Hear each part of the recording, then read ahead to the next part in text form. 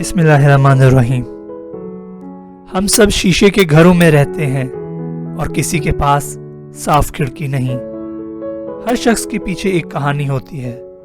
اس کو جج کرنے سے پہلے اس کے بارے میں سوچیں۔ جب کوئی آپ کو جج کر رہا ہوتا ہے، یہ حقیقت میں آپ کے بارے میں نہیں ہوتا، یہ ان کی انسیکیورٹیز، لیمیٹیشنز اور ضرورتوں کے بارے میں ہوتا ہے۔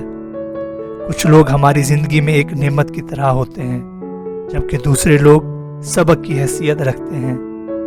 لہٰذا ان کو جج نہ کریں، بلکہ ان سے محبت کریں۔ آج کی یہ کہانی ہمیں یہی بتاتی ہے، کبھی کسی کے بارے میں خود سے فیصلہ نہ کریں۔ کسی محلے میں ایک امیر آدمی نے نیا مکان بنایا اور وہاں آ کر رہنے لگا۔ یہ امیر آدمی کبھی کسی کی مدد نہیں کرتا تھا۔ اس محلے میں کچھ دکاندار ایسے تھے جو خود امیر نہیں تھے، لیکن لوگوں کی مدد کیا کرتے تھے۔ ایک کسائی تھا جو اکثر غریبوں کو مفت اور بہت عمدہ گوشت دے دیا کرتا تھا۔ ایک راشن والا تھا جو ہر مہینے کچھ گھرانوں کو ان کے گھر تک مفت راشن پہنچا دیا کرتا تھا۔ ایک دودھ والا تھا جو بچوں والے گھروں میں مفت دودھ پہنچاتا۔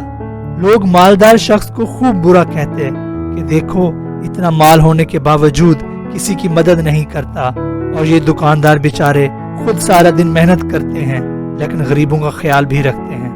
کچھ عرصہ اسی طرح گزر گیا اور سب نے مالدار آدمی سے ناطا توڑ لیا، اور جب اس مالدار کا انتقال ہوا تو محلے سے کوئی بھی اس کے جنازے میں شریک نہ ہوا۔